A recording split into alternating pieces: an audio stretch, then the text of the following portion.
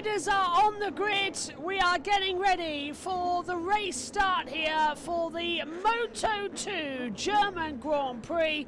Jake Dixon on pole position from Barry Boltus and Tony Alberino. Senna Igas, Arenas, Onchu, Ramirez, Lopez, Ortola, Roberts.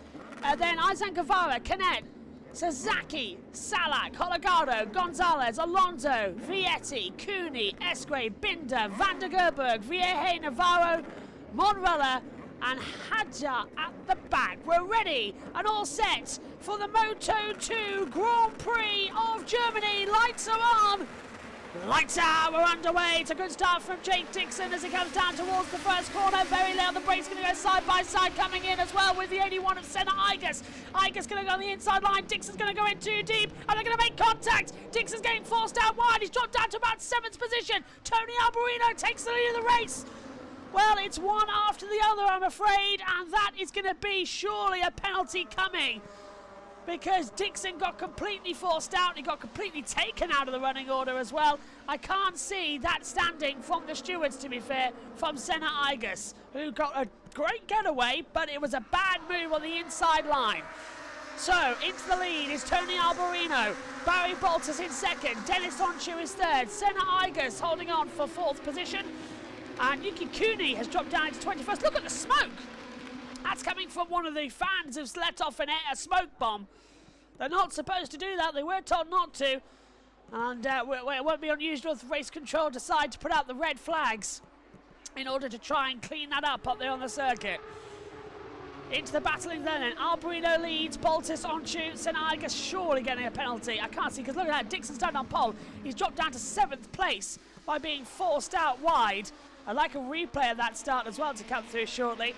Alberino, though, leading and controlling the race at the front. Boltus, Onchu, Senna Igas, Ortola running in 5th. Dixon's back ahead of Ramirez as we complete lap 1 of 25 here. Down the brakes, back on the inside line. Boltus makes the move for 3rd against Senna Igas. Senna back on the inside. Not going to work out there, I'm afraid. So a switch up, but Tony Alberino leads as Albert Arenas trying to go through on the inside of Jake Dixon, and Dixon's cutting him off from, and that's Senna Igas has got a jump start. So to make, it's a double long lap penalty. To make matters worse, he jumped, I thought he got a great start, but he's jumped the start, he's forced out the race leader, and he's got a double long lap penalty for that. If anything, that should be at least a ride through for everything he did there at the start. That was horrific. Yellow flags are out, not sure why at the moment. Here's the start. Oh, massively jumped the start, Senna Igas, and he knew it immediately. That's why he was alongside Dixon down to turn 1. But he just doesn't release the brake, turns in. Dixon's already on the inside, and he just runs him out wide. What on earth is he thinking? That is ridiculous, as Onchu battling with the race leader. So that's Onchu into the lead of the race, and Alonso Lopez has crashed out. So Onchu leads, and there's Senna taking the first of his 2 long lap penalties. A little bit of justice, but I don't know about... Oh, he comes out right alongside Albert Arenas actually as well. Almost whacks out the side of him coming in. So, yeah, not good there from Senna. Alonso Lopez is out of the race. 3 wide into 1. That's Senna again being under pressure. And look, he's back there on the inside line. That's Philip Salak going through. That's the teammate to Jake Dixon, as we now see, I think that's going to be Sasaki moving up into 14th place. Well, an interesting start to the Moto2 race here, as Dennis Onchu has the advantage at the front of the field, 1:23.364 as things currently stand, and they'll just hug the inside line nicely. Diego Monrella in 10th position as the Moto2 graphic continues to judder. He's been doing that all season long. 3 wide then front, Barry Boltus holding on, and Dixon back into 4th place past Joe Roberts. Okay, so we will be in a little bit of a return soon as Onchu holds off Alberino. Boltus still coming through, trying to find the sneak attack. It's not going to work out there. Albert Arenas now in 6th position, Ortola in 7th. Over the line, and there is Senna taking his 2nd long lap penalty loop. He's back on. Diego Monrella, a 1:23.270 in 10th position as Tony Arbolino on the inside line of Dennis Onchu in towards turn 1 at the right-hander and takes the lead back. Okay, dramatic opening 4 laps here. Now, have the stewards agreed that Senna's long lap penalties have been completed? 2 of 2, yes he has. So you can see the official messaging coming through on our systems here. 2 out of 2, he's completed it all in suitable fashion. Arbolino then. Onchu, Baltus running up in 3rd. And now we're seeing Roberts still on the back. It's going to be another close race, this one.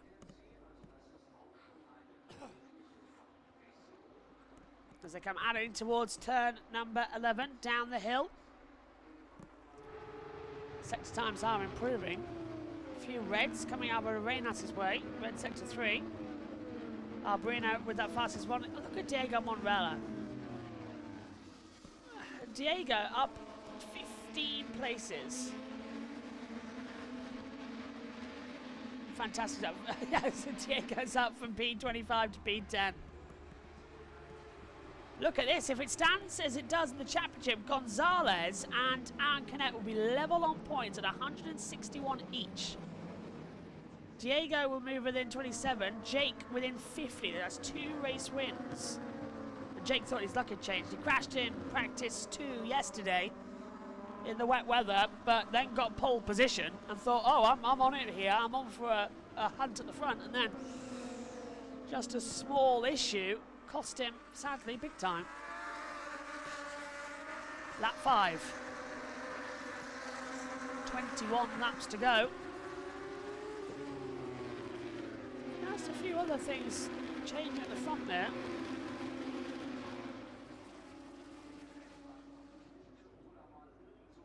As we'll just return and hopefully get our commentary signal shortly from the TNT team. So we can throw down to them. Down on the inside line, Joe Roberts, and there's the 24. That's Marcus Ramirez to try and take Ivan Ortola. Small little contact between them.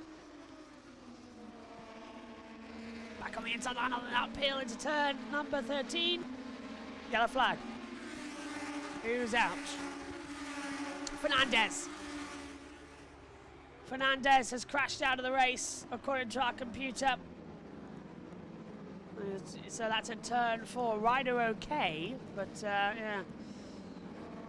I never really believe that much unless we see him. It's an automated message quite all the times from the computers. Arbolino though, leading from Onchu, Baltus, Dixon, Arenas, Roberts, Ramirez.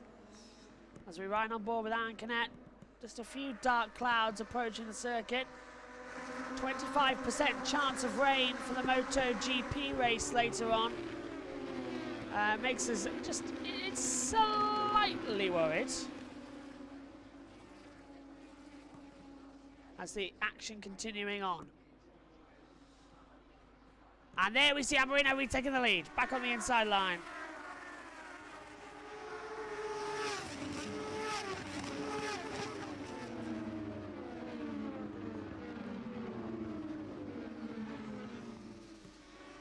Let's check in then with the wheel feed. A little at very best. I thought it was going to be worse, maybe sitting out a race, but he topped it out on the race day come Sunday. Dennis Onchu attacks Tony Arbolino all the while. Barry Baltus just sitting tight at the moment, and I think he's being sensible here.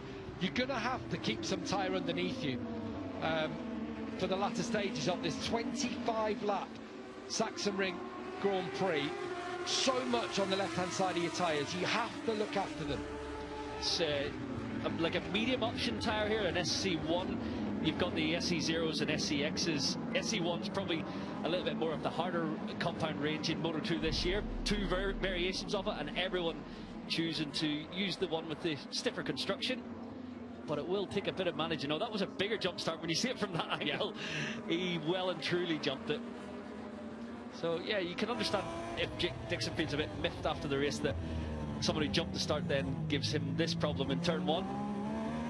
But yeah, it is the nature of the beast. A turn 1 Moto2 collision is relatively norm. So on-shoot from Arbolino. Barry Baltus sat there in third, has learned managing his tyres this year. That much has become clear, and so has Dennis Onshu, remember, who ran out victorious in Aragon. Where another one where tyre, looking after your tyres is important. It's a development tyre, isn't it, the rear tyre that they're running this weekend, the new medium tyre, which I find interesting. Oh, down goes Arbolino. Out of the race for Tony Arbolino, and that, as you can see, is a really, really fast one. At turn 12, the Saxon curve, and Arbolino crashes out of second place. And look behind, Dixon, Arenas, Roberts are closing in at the front. The gap down to half a second now. In fact, Onshu's pace when he hit the front there, a 1:24.5. They've been running in the 23s on those previous laps. And Tony Arbolino out of the race, drops it through turn 12, and now it changes once more. Strange, confusing race continuing as yellow flags are out. So rider okay, so it's 2 retirements, and now Barry Baltus stands on the precipice of a race victory. If he can get ahead of Dennis... Oh, I thought there was a red flag for a second. It's not, is it? No. The graphic went from on the timing tower from yellow back to red, and I thought, oh, is that a stop race? But we continue on. The timing screen still saying green. Jake Dixon's into third place then. He's back onto the podium places. Gonzalez now leads 8 points in the championship try and connect. Diego is on 137, and Jake's on 140. Still no change for Jake. Still remains the 50 as everybody's moved up a place on the overall monitors. Just to remind us, Diego on the inside line, and Marina makes the move. Contact with the American Racing of Marcos Ramirez, and Joe Roberts just ahead of him as well. There's a little bit of a sorry, my fault. Hand held up there as well. So switch back through on the inside line. Yeah, just anything you can do, we can do 10 times as worse as it comes into it.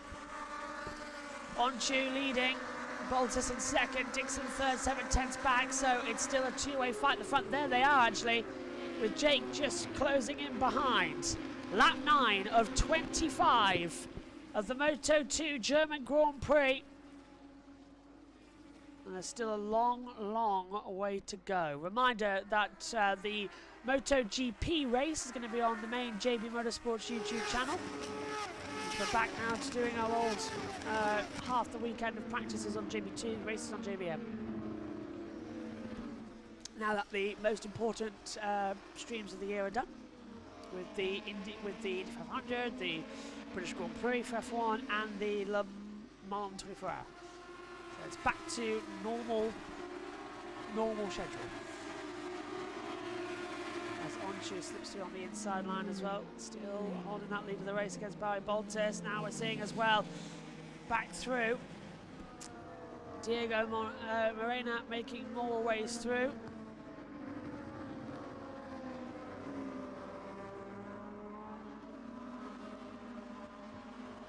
Not a bad race actually as well. It's typical. I don't disagree with him much, but I'm going to disagree still with Simon Patterson on this. I think Moto3 is fantastic, MotoGP is fantastic, Moto2 still needs work. It's getting better, but it still needs work to be as fantastic as it. The gaps are too big. It's not what we see in other racing. MotoGP is working on its image, it's working on its racing craft. We know we've got the new tyres coming in. As well as we've got Pirelli coming in, we've got new rules coming in, new bikes down from 1,000 to 850cc. But Moto2 definitely still needs a bit more work, as on the inside line coming in as well. There we go, that's Manuel Gonzalez getting ahead of Ivan Ortola coming through. And then Aaron Cadet's next ahead as well for 9th position. Lap 11 with 15 to go. Still closing up in towards the braking zone. Of course, for MotoGP, it's a 30-lap race.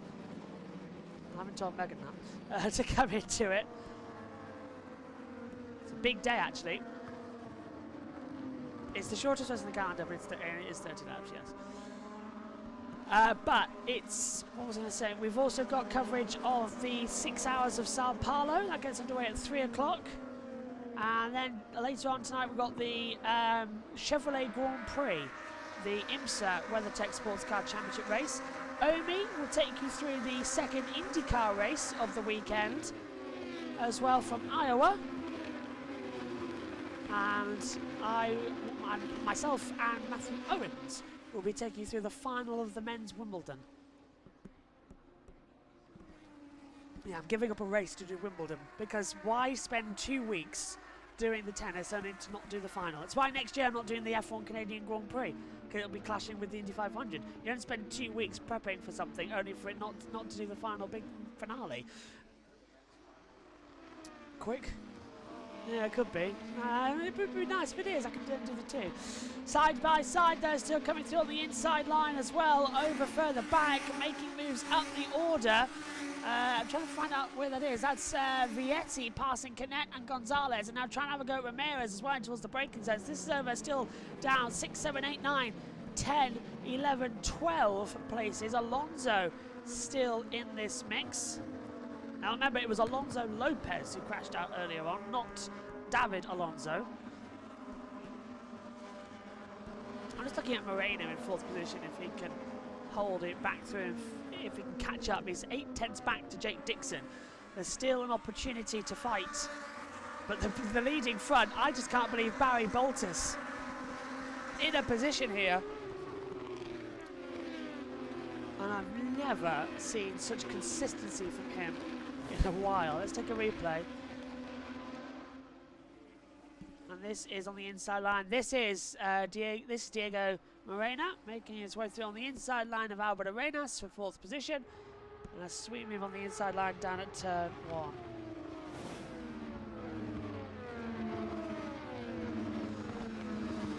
Apparently, according to Megan, they're into the finals now of the, what do you call it?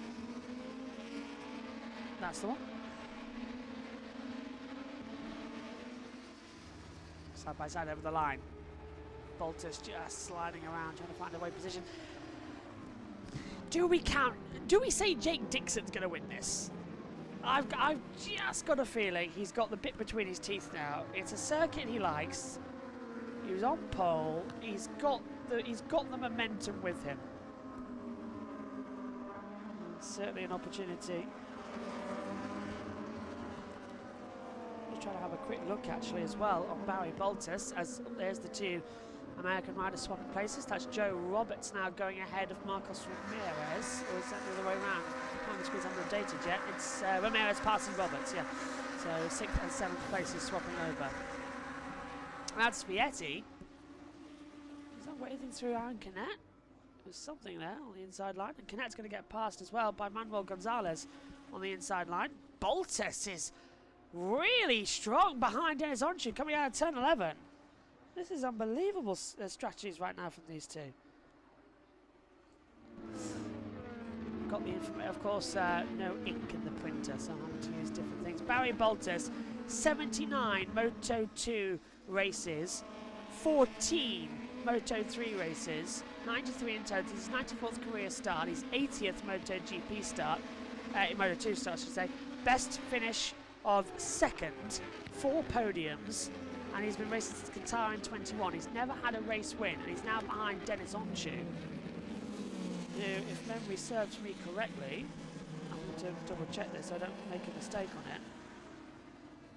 Only the one victory back in Aragon earlier on this year in Moto2 for Onchu, but he had 3 Moto3 victories, 1 here in Germany where he was perfect in the Moto3 race. He was slipstreaming everywhere, and he practiced the dive bombs into the last corner on the inside line and took the victory by about 0.003 of a second. It was madness from Onchu a couple of years ago in the Moto3 paddock. That was back in 22. I certainly enjoyed it, but it's Barry Boltis with 12 to go, showing his advantage at the front and just reaching out and trying to grab what isn't there. Slowing down once more into the braking zone, lap 14 of 25. Don't forget we've got the we've got the WCR race after this as well. Their second race of the weekend. And then we've got MotoGP. It's non-stop. When I say it's non-stop, I mean it's non-stop today. Yeah, snail racing coming up later on. I think literally we don't stop until midnight. We go from 8 o'clock until midnight, non-stop. Oh, Gonzalez and Canet. Yeah, it's just all day. Gonzalez nearly got taken out by Aaron Canet as well. Diego Morena up 21 places. Stunning race from him. You can see why he's half up in the championship the way he is now. These headset cups need replacing as well. They overheat your ears because they're not the nicest to wear. So we're in the process of changing up the equipment anyway. Megan's furious right now with hers as well. She's hating it. So we'll sort out some same headsets, just newer ear cups and freshen up and not be boring to death with things. Max says non-stop and you love it. I don't mind it. No, I do. I like days like this because you're going from one thing to the other and you don't have time to get tired because you're always on the move. If there was a long break, say that we finished at 2 o'clock and we had another race at 8, that would kill me because there's a long pause then and you don't want to go back to the commentary box. But here, where it just runs all day, it's fine. It's just wake up in the morning that I hate. Tomorrow, of course, on JB Motorsports, you can join us for the Formula E Rookies Test. We've got a couple of people trackside to give us all the latest information. Plus, we'll also be talking with our colleagues as well across the series. I'll be on JBM and Formula E Zone Contact! Well, that is the dumbest thing I think I have seen Diego Morena do. Oh, and this will be a red flag. He's taken out Alonso. That is... Well, it was going right, and then it's gone so wrong so quickly. Diego Morena trying on the inside line to get ahead of Jake Dixon. Slight contact between the two. And then he, in turn, runs into the side of David Alonso. So they're both out of the race. Two bikes stuck in the gravel trap down at the very fast part of the circuit. I wouldn't be surprised if they red flagged it, because there are bikes in harm's way. It is a short lap here. We'll keep an eye if that does go to a red flag. If it is, it'll be a restart of 10 or 9 laps now because we've gone over the line. FIM stewards, incident is to be reviewed after the race. Well, it's simple. Morena gets a penalty. We've gone back to green flag running. I'll be amazed if that is actually green. We're heading into that zone of the circuit now. If they've actually got that away quickly, I will be very impressed. What? If they've cleared it, I'll be surprised. Let's have a look into 2 and 3. This is 3. This is where the accident started. It's up at 4, where the bikes are. And well, there's still I don't like that. There's still debris on the line. The bikes have gone, but there's debris on the racing line. And if you pick up a puncture, it'll be a huge accident through the fast part of the circuit. See, it's places like this. I think we don't need a safety car like they have in British Superbikes. That's not needed. A type of a full course yellow, just to slow the racing down for 30 seconds so we can properly clear the track and then go again. That's what we need in motorcycle racing. Just something to hold and go again. Still, some fantastic battling right now between Dennis Onchu and Barry Boltus. They are flying together right now. Onchu on for his second win. Boltus on for his first ever in the MotoGP paddock. 8 to go over the line. They've both gone to the medical centre, according to the latest news from Race Control. Nope. I'm gonna have to use my other hand. My arm is hurting. Let's take another look at it. So he goes on the inside line. He touches the rear tyre of Jake Dixon. Dixon was lucky not to go down. It was the near Dixon, yeah. And then he goes to the gravel, comes back on, and Alonso, well, to be fair, Alonso just runs into the back of it. That's a... Morena deserves a penalty for hitting Dixon. Alonso deserves a penalty for not seeing Morena. That could be a 50-50, but Dixon's also involved in that, which is why I think both might get a penalty for that. It's an avoidable contact. I don't know. I think that's a dangerous rejoin from Morena as well. That's a hard one to call because there was a lot of mitigating circumstances. I'd say that is, in my view, a dangerous rejoin. It's a 70-30 Morena. That's how I would read that. Alonso, yeah, we need a co-commentator as a rider. Where's Lizzie? Oh, I know. Lizzie's at Donington, where we were supposed to be doing the commentary for all the races this weekend. So, yeah. Sadly, members of the team not available this weekend to cover the events that they were supposed to, which has forced me to stay. And they have gone to the medical centre for a checkup. That's understandable, unfortunately. To come through. Yeah, because how it was originally supposed to... I'm not even going to get into it. But I was supposed to be trackside. Lap 19 of 25. 7 to go here. Oh, a little snap there from Jake Dixon on the back of Arenas for third place. It's still very close. It's one of the closest Moto2 races we've seen of the year with all of the field. They're only separated by, well, I say this laughingly, but 25 seconds. Not a lot in the Moto2 race. We've usually seen them nearly a lap down before. Rider coming on has responsibility to join safely, says Max. Yeah, I agree with you. So that's... And Bolter's going for the move on the inside line. Down into turn 12. Can't get on the inside. On-choose brake later. Regain the position of the lead. But these two fighting is going to let Arenas, Dixon and Ramirez close back up at the front. A little bit wide over the line. Not going to be as simple as you think it is here. Lap 20 of 25. 6 to go. A little bit on the inside line. Dixon makes the move. Arenas gets the switch back through turn 1. Dixon's got the right-hand side. Coming up at turn 3 to close the move off and has done so. Dixon moves up to third place. So now, can he pull down the 1.1 second to Onshu and Barry Boltus as, well, there goes on the inside line. Justina Vietti making the move. And getting ahead of Gonzalez. Gonzalez swings back through on the inside line. Says, no, you're going to stay behind me, thank you very much. Championship points on the line here, of course, and that's what everybody is thinking. They're all thinking the same thing. If I finish here, where does the other guy finish? Dixon's now 55 points back because Gonzalez has moved up into 6th position.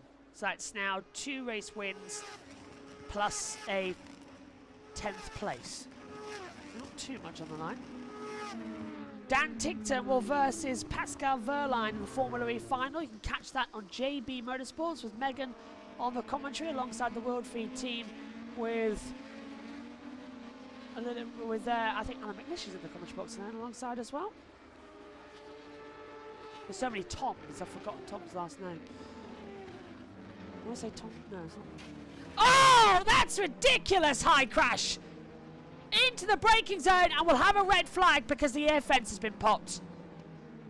Out of the race goes Albert Arenas. Marcus, Ramirez in there too. The red flag will have to come out because the air fence is damaged.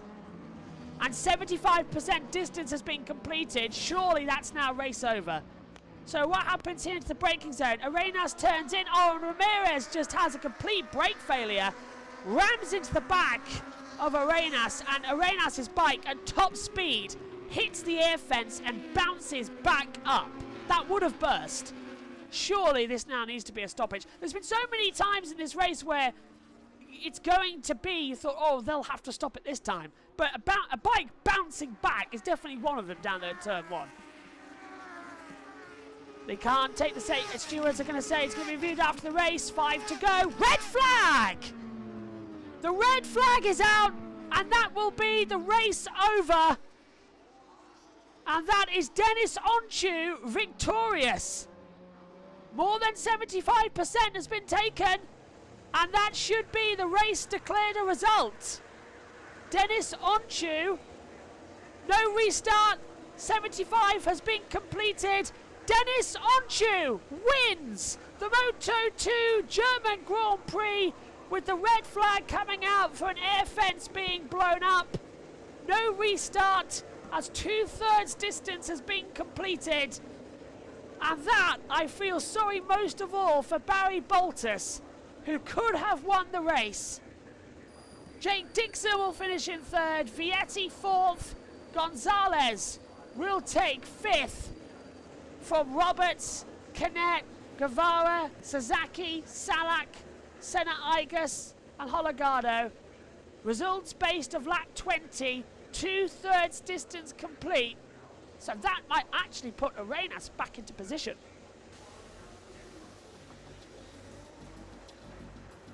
Red flag out, race over. And that is unfortunate ending to this one. Well, kind of predictable unfortunately, but that is the way it goes in motorcycle racing. Final result, Dennis Onchu wins. Barry Baltus is 2nd, Jake Dixon 3rd, Manuel Gonzalez is 4th, Justina Vietti 5th, Joe Roberts 6th, Aaron Canet 7th, Alvan Guevara in 8th, Sasaki takes 9th from Senna Igus in 10th. Salak gets 10th. Senna's dropped down to 11th. Hologado, Altola, Binder, Navarro and Zonta van der Gerberg, followed by Colin Vaya, Cooney, Huertas, Isaac Gray and Hadar as well in 21st position. Officially out was Albert Arenas and Manuel Gonzalez. Well, that's an unfortunate way to end the Moto2 German Grand Prix, but that's the way it goes sometime. Next up, it's going to be the women's WCR race from Donington Park. That's going to be on JB Motorsports 2. And then on the main JB Motorsports channel, it's going to be all ready to go for the German Grand Prix of MotoGP. We'll see you there. Take care. Bye-bye.